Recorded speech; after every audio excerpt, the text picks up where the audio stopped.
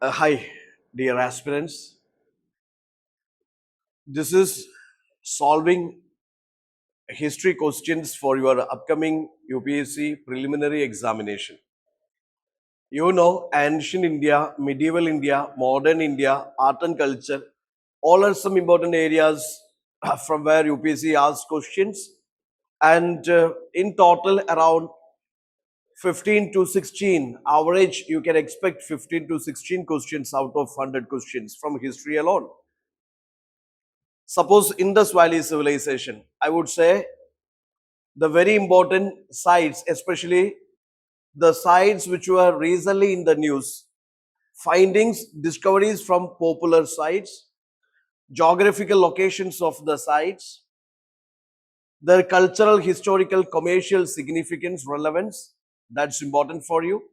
The religion of Indus civilization, religious practices of Indus civilization, the trade and commerce, society, social institutions, international contacts, city planning, town planning, and its contacts with other cultures. These elements are very, very important for you. In fact, repeatedly UPSC asked you questions from the source and areas. Coming to Vedic culture, Vedic age, Rigvedic age, later Vedic age, you always compare the socio-political, cultural, religious elements of the Rigvedic age with the later Vedic age. The literary sources related to Rigvedic age, later Vedic age, their findings important for you.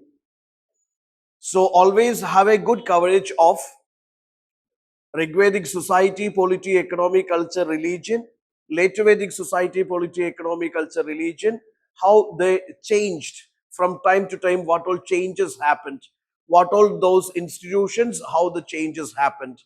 That thing is important, and the sources about the Vedic age important for you. Then coming to these Mahajanpadas, 16 Mahajanpadas, their geographical locations, north to south, west to east. Yes, the geography of these Mahajanpadas or geographical factors which contributed to rise of Mahajanpadas, not only geographical, economic, social, political, cultural factors contributed to rise of Mahajanpadas. Yes, popular dynasties, rulers, and of course, Buddhism, Jainism, their associations with these Mahajanpadas, all are important for you. Persian and these Greek invasions and their impacts important for you. Next is, of course, you have to cover Mauryan Empire. Yes, of course, the sources related to Mauryan Empire and some popular rulers are there. You know, Chandragupta Maurya, then this Bindusara, Ashoka the Great, some popular rulers. What are the major events which happened during their time? Okay, and Ashoka the Great, his Dhamma, his inscriptions, and his major reforms, his contributions, important for you. Then there is post-Mauryan age. So many kingdoms were there, like Indo-Greeks are there, Shagas are there, or these Kushanas are there. Then some native kingdoms like successors like Shanavahanas, or these Sangas, Kanvas, Shanavahanas, their cultural contributions and cultural developments of this age. Art and cultural developments of this age important for you. Similar way, there is Gupta, post-Gupta. When you cover Gupta, know the popular rulers, major events during their time, and these contributions, and of course, why Gupta age is golden age. Okay, cover it very well. Then post-Gupta kingdoms, popular kingdoms of this South India, North India, cover very well. इसमें एक ऐसा चीज है कि आपको revision की जरूरत है. आप जब once you studied, आपकी जब तैयारी हो जाता है, make sure that multiple rounds आपने revision दे चुका है. You make sure before this preliminary examination, multiple rounds of revisions matters a lot, for which you can make the synopsis, short notes of the dynasties, rulers, chronology of the events, popular inscriptions, sources, or these schools of sculptures. Okay, all those you can prepare the diagrams or the flow charts. You can revise it multiple rounds. Let's have a look into some questions here. A brick structure in this Harappan site has been identified as a dockyard meant for berthing ships and handling cargo. The site is considered as an important port and trading center of this Harappan people. So you must know what are the northwestern centers of or sites of Indus civilization, southern sites of Indus civilization, eastern sides of Indus civilization. Just cover the popular sides of Indus civilization, especially the commercial, maritime, harbor sites of Indus civilization, inland commerce sites of Indus civilization, cultural hubs, industrial hubs of Indus civilization. Study them very well. This type of the questions they ask. If you look into this, Mohenjo-daro, Rubar and Kalibangan, inland sites, inland commercial sites or industrial sites or cultural sites, and the only maritime trade center is Lothal here. So that is the sense, that is the answer. From the decline of Mauryan Empire until the rise of Guptas, which of the following kingdoms are holding power in this northern India? Here you must know what are the very popular pre-Mauryan dynasties and these post-Guptan dynasties. If you know the pre-Mauryan dynasties, post-Guptan dynasties, you can easily come up with the answer. Just look into that. Paramaras of Malwa, you know that there comes something after the decline of the Guptas. Nanda dynasty, Maitragas of Alabi, Shangas of Empire.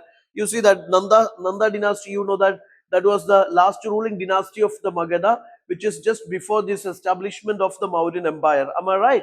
So it is a pre-Mauryan dynasty, ruling dynasty. Then this Maitragas also, we know that it is post-Guptan dynasty, post-Guptan dynasty. So just know the pre-Mauryan dynasties, post-Guptan dynasties easily. We will know that that is Shanga Empire, that is started by Pushyamitra Sangha, the commander-in-chief of that Brihadra, the last Mauryan ruler who started. Pushyamitra Sangha started that Shanga dynasty. Obviously, Sangha dynasty was the dynasty during this post-Maurya, pre-Gupta age. Okay, so that way you can cover. Which of the following about Mansabadri system is or are correct? Coming to medieval India, core modules are there, especially Imperial Cholas are there, Pala Pradihara, Rashtrakuta, that triangular struggle is there, their contributions are important. Vijayanagar Empire, Delhi Sultanate, Mughal Empire, Maratha history, advent of Europeans, Bhakti Sufi movements, some popular things you have to cover in medieval India. So don't ever skip this, that is dangerous. Now coming to Mansabadri, yes, Mughal administration, revenue administration, judicial administration, military administration, those terms are very important. Mansabadri, you know that this is, a ranking system. We know that this is a ranking system.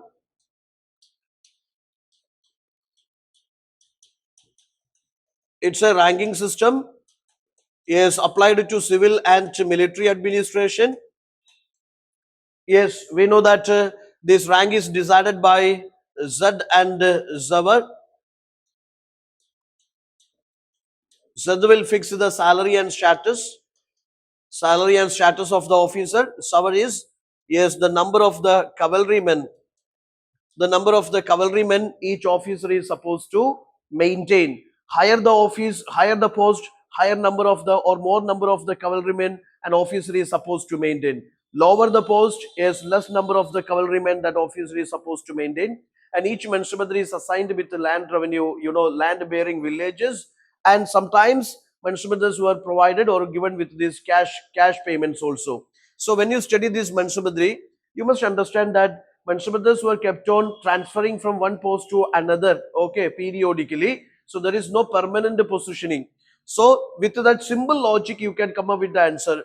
Third statement, Mansabadris kept close contact with the people revolted against emperor. Actually, their position is not hereditary, their position is not permanent. They kept on transferring from one post to another periodically. So they will get no chance to contact with the people and revolt against. They will not get time for that. Okay. So that statement can be eliminated. It is logically incorrect. It could be eliminated. When Subhadri related to both the civil military administration is exactly true. And land as revenue assignments was the only mode of payment of salary. That is an extreme statement. It is not the only mode. In fact, you see, this is one of the, even cash payments were also provided. So this understanding is very much essential. When I say Mansabadri, your mind should get into these ideas. It is, started in Central Asia. This is not first started by Akbar. It was a Central Asian institution, and officers, these Mansabadris were officers in Mughal administration. They were appointed to civil and military administration. They kept on transferred from one post to another periodically, and rank is decided by, yes, two sub ranks or two positions. You see Sad and Zawar. Sad will fix the rank and salary. Zawar will fix the number of the cavalrymen that officer is supposed to maintain.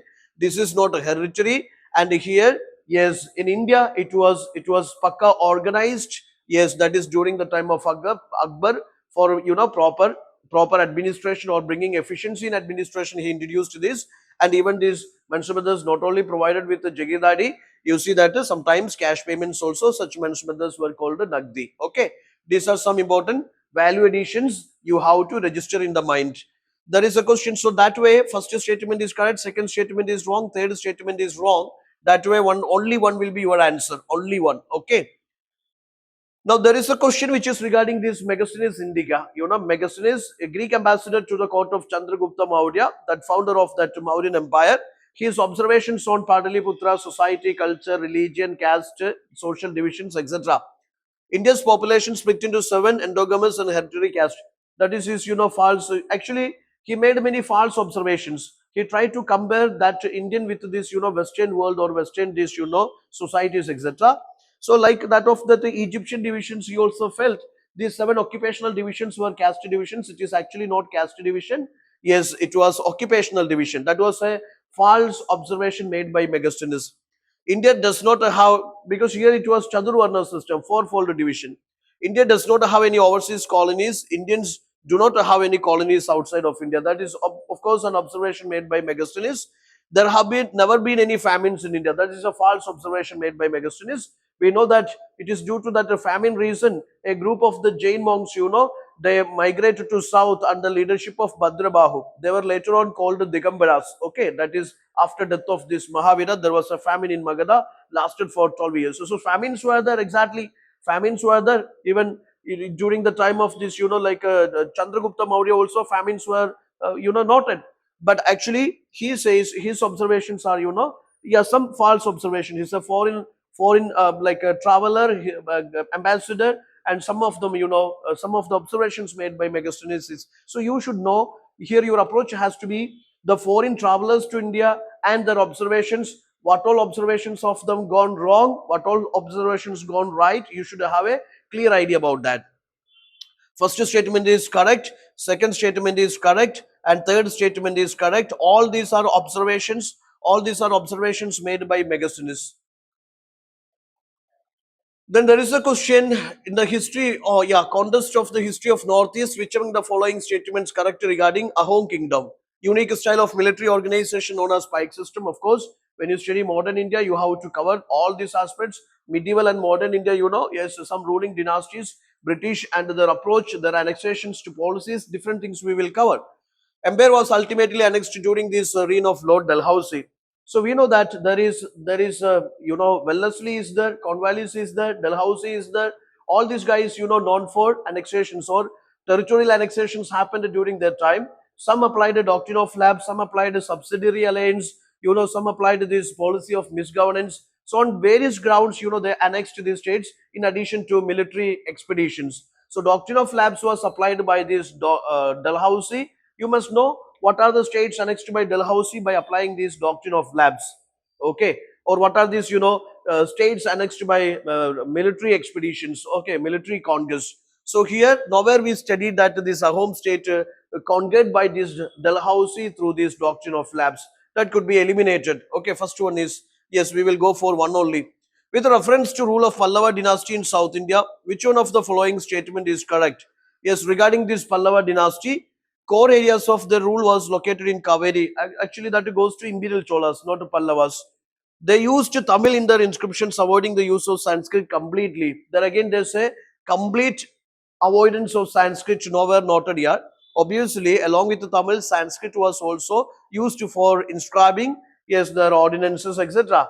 So that is again an extreme statement I eliminated. Yuan Sang visited South India during their reign. Of course, during Mahendra Varman, this Huan Sang visited South, said Kanchipuram, a beautiful city of 100 temples. It's known for educational centers, known for silk and cotton, productions, trade, etc. So he had a good observations about this South and about his rule, etc. They conquered Sri Lanka and built the city of. This is something which happened during the time of Imperial Cholas. Rajaraja Chola annexed this half of Sri Lanka, north of Sri Lanka. Then Sri Lankan annexation completed by Rajendra Chola. It is not by Pallavas. Okay. Then this pottery, that is again very important. Have an idea about different pottery making of this, ancient cultures, ancient times. Black and red ware, you see this is something chalcolithic. Painted grey ware, that is Vedic. Then black polished, northern black polished ware, that is the pottery of this, that is Mauryan pottery. Okay, just look into the choices given here. If you know that yes, Mauryan pottery is northern black polished ware, only B is matching this 3A. Rest of them is 3C, 3B, 3B, etc. So with that very idea, you can easily come up with the answer. Which of the following places in India important Jain pilgrim sites? So you see, every UPC aspirant must know the very popular Buddhist Jain sites. If you have an idea, definitely you can come up with the answer. You see, Lumbini, you know that this is something, a place associated with the life of this or birth of this Buddha. It's not a Jain site. Dilwara Temple, Shravana Belagola, you know that. Yes, that is the basic knowledge, every UPC aspirant should have. These are some very popular Jain sites. Okay, so you will eliminate this one. You know that this and yeah, Kangali and this Shravana Belagola, these are answers. Okay, this Dilwara temple, obviously that is Jain temple. Only three will be your answer. So popular Jain Buddhist center sites you must cover very well.